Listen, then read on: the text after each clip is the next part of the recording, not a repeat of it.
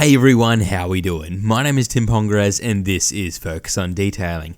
This is the latest installment about working on the Lotus Esprit, dedicated to the much needed paint correction and protection. Rather than a recap of the previous upload, the best thing to do would be to go back and check it out. But for now, let's just jump straight into this one. Now normally what needs to be done, especially in this case, would be to assess how much clear coat we have to work with before starting the cutting and polishing. But unfortunately, I soon found, even after using my own and a mate's paint depth gauge, there was no reading, due to the fiberglass panels I later found out about. Not ideal, but also not the end of the world. What has to be done, and what realistically should be done anyway, is a test panel. Using a lighter method to start, I grabbed a yellow ShineMate cutting pad along with Shoal Concepts Shock to Cut. I knew that it would need max cutting ability, but obviously we can't just jump to using the most extreme heavy cut combo. Now the usual technique was undertaken of the cross hatching with slow movements on a high speed. The yellow pad does have a great cutting ability, and can still finish really well with the appropriate product combo. Shock to Cut should fit the part perfectly. I'm only assuming the change in pad would be enough. I buffed off the residue to see how the overall finish was, and if I could proceed with this combo. It did do a fantastic job of removing those nasty swirls, with just a few harder worked in marks left behind. But this was a good start, and most importantly gave me a better idea as to what to use and a better understanding of the paint hardness.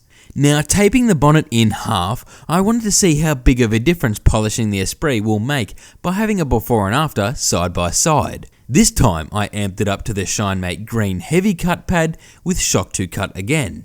This was done in the exact same fashion as before, but I was hoping now with a more aggressive pad that I could refine those imperfections down a little more. There was still higher levels of cutting power that could have been done, such as using a microfiber pad or a rotary machine with a wool pad. Perfect to cut in this case, but I'm still wary of how much clear coat is actually left, and the less we remove, the better. This was slow work, but I was keen to see how it would go once the tape was lifted. One of the things I noticed is that there was a bit of dusting, but that's to be expected with a more aggressive compound. Even so, I pressed on. I'd soon completed the cutting stage on the bonnet, and rather than jumping to peeling the tape away, I thought why not include the next polishing step to gauge just what it could look like overall. I brought out a yellow ShineMate pad again, but this time with Shoal Concepts S20 one-step compound. This would help remove some of the marks left behind from the heavier combo and refine down the paintwork to a high gloss finish. This would not have been enough to correct initially, but a perfect option to follow up, which isn't all that common as the purpose of this product is to be used as the name suggests, one-step compound. Simply a change in pad can alter the finish. I was essentially getting the most out of the cutting stage in the safest way possible, if that makes sense. One heavy cut, one intermediate cut, and later on, I actually wrapped it up with a finishing polish to bring about a higher gloss surface, but that's further down the track. Now this process of taping and using the two-step isn't ideal as you'll be having two very different paint thicknesses left adjoining each other, and can at times leave a noticeable line if not corrected properly. But for educational purposes, it's allowed. Plus, it will be well and evenly polished to prevent any mismatching or notable differences. Knowing that, I removed the tape to see how it was looking. Even though I had been checking with a light beforehand, it makes a world of difference seeing it side by side like this. The results were amazing, though not perfect, but considering how it was, the process used, and the lack of knowledge with how much clear coat there was, I was really happy. With that in mind, I continued with the rest of the car. Rather than swapping from the cutting to the polishing for each panel, I stuck with one process until it was complete before moving on to the next stage, the normal way. Making sure to tape over any plastic areas or spots where I wouldn't want the product to hit. These panels were surprisingly challenging to work on, and the reason being is that they had both beveled and sharp edges. Now sharp edges on an older car are the danger zones. We'd want to decrease the constant contact time, as they're prone to a burn through due to the pad not being able to disperse the heat and pressure. Best thing to do if you have the ability is to change to a smaller pad. Rather than the 6-inch, I dialed it back to the 4-inch. This created more controlled work.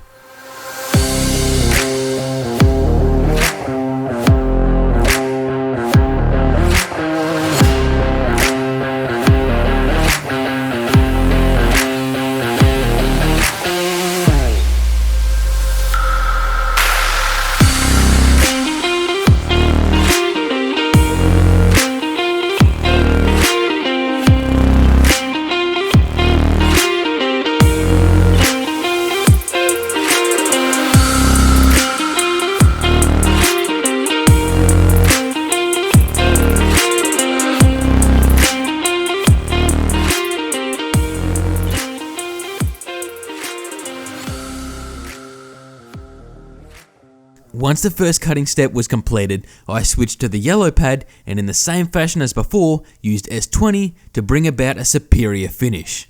Working slowly over each panel again, as although the green pad and Shock2 cut had done an amazing job of working through those imperfections, they had installed some light marring.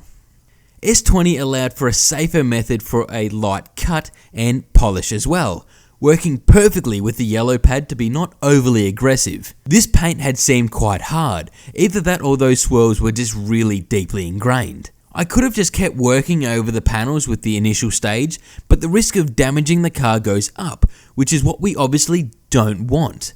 This combo right here is actually a favourite as it's quite universal. Depending on the paint type, it can create some seriously impressive results. Kinda defeats the purpose of a one-step as explained before, but this is something special, enabling me to learn and adapt to new things to get the best results. It's not always how you intend it to go, but what's great is that you never stop learning. The car was now looking as it should, so much better than how it was, and considering the time I had with it, I thought why not go over it with one more polishing step. Using Shine Supply's classic finish and a blue Shine Mate pad, I worked over the entire car again to get that dark blue looking even better. Minimal correction work, but when used with the blue pad, it still worked perfectly as a last refining step.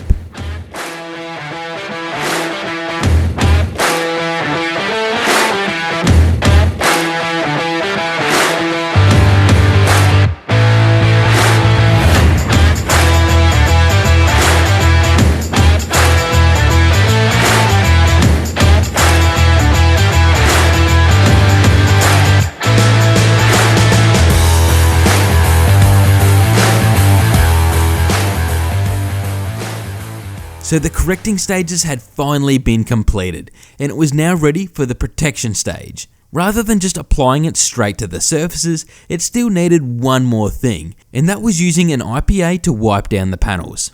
This preparation spray from Bowden Zone ensures a streak-free surface and removal of any residual polishing compounds left behind, making sure the protective coating has the best possible bond to the now corrected and properly prepped surface.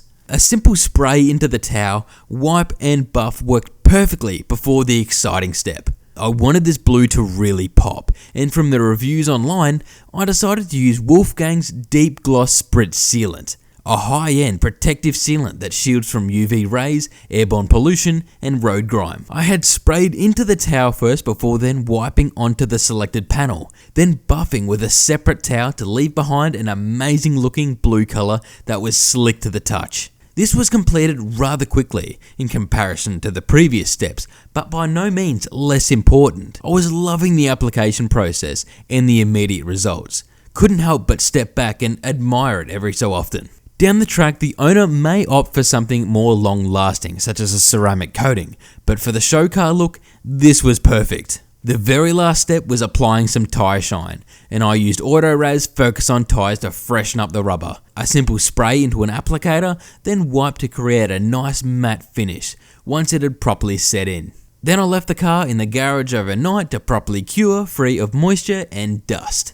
Now the time had come to bring it out for the final inspection and photo shoot. The car was looking amazing, so happy with how it turned out, considering how it started. Plenty of work was poured into this, but it was so worth it. Challenging but still very enjoyable, and would happily take on something like this again. And it was now all set to be delivered back to the owner, and I had the privilege to drive it. Now the interior at this point had been completed, but that's for the next video. Make sure to subscribe so you can keep an eye out for that one. Thank you all for watching, take care, and I'll catch you all later. I wanna know your dark side. I wanna know your secrets. I wanna be your lifeline. So I wait for you, wait for me. Wait for you, wait for me. Tell me you're more than just a highlight. Pretty pictures on the outside. I hate to stare at you through these lights. So I wait for you, wait for me. Wait for you, wait for me.